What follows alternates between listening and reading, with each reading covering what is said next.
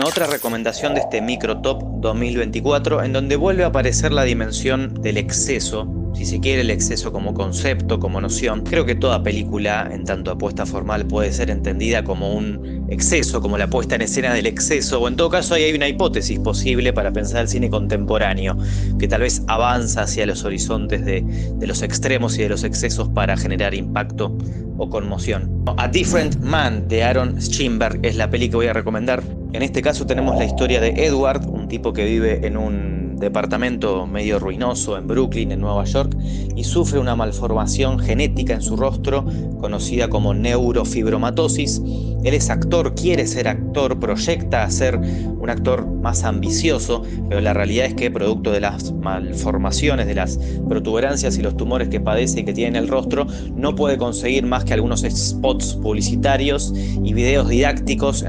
o educativos en donde precisamente tratan sobre personas que padecen este tipo de enfermedades. Por supuesto que ahí reside la gran perfecta contradicción del mundo de las apariencias plastificadas, puesto que en esos spots se habla del respeto, se habla de la aceptación, la tolerancia, la convivencia, la solidaridad para con el otro, para con el prójimo, pero todo eso es lo que no recibe Edward cuando sale de filmar, sale del set y en el metro, en el subte, se enfrenta con las miradas sojuzgantes del resto de la sociedad. Afortunadamente la película no se toma tan en serio a sí misma.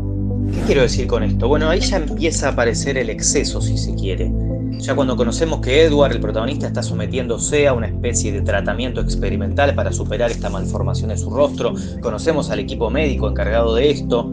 vemos que tiene una grotesca gotera en el living de su departamento y él ni se inmuta ni se preocupa por eso, empieza a vincularse casi sentimentalmente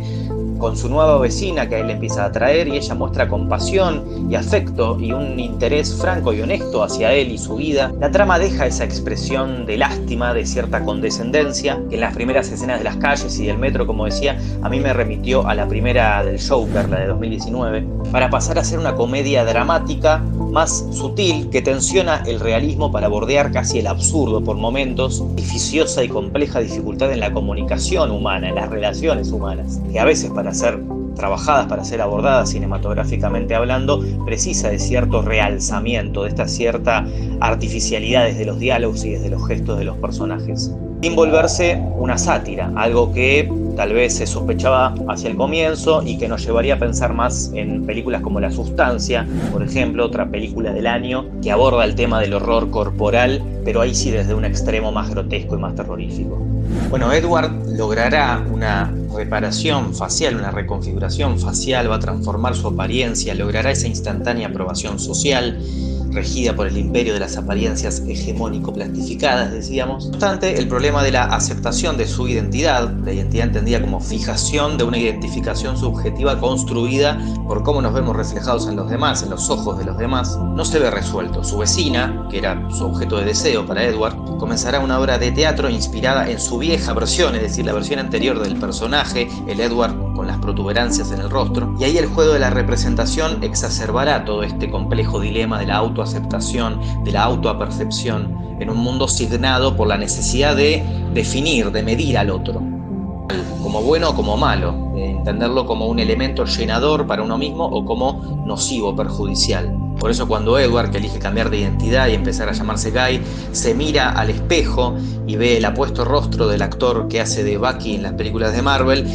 siente que puede cumplir con las expectativas de Ingrid, su vecina, pero no, aparece otro personaje que no quiero spoilear, aunque posiblemente ya sepan quién es, y aparece también este despliegue de la representación teatral para exponer, sin subrayamientos desmedidos, que lo que vivimos a veces no es más que una parafernalia, una opereta, que como dice Hada Sirkin, un colega escritor y cineasta, hace que tendamos a simplificar al otro, a derribar y aplanar sus misterios. Y bueno, la moraleja de la peli vendría a ser algo así como que los traumas y las inseguridades internas, introspectivas, no desaparecen con una cirugía estética, con una cirugía reparadora. Pero afortunadamente la película lo maneja de una manera más sutil, más compleja, más densa, no tan didáctica, por decirlo de algún modo. Justamente me cuesta un poco encasillar. Leí por ahí que remite un poco, y estoy de acuerdo, al cine de Charlie Kaufman, en cierto sentido. En fin, la recomiendo, véanla, es una de las posibles películas del año.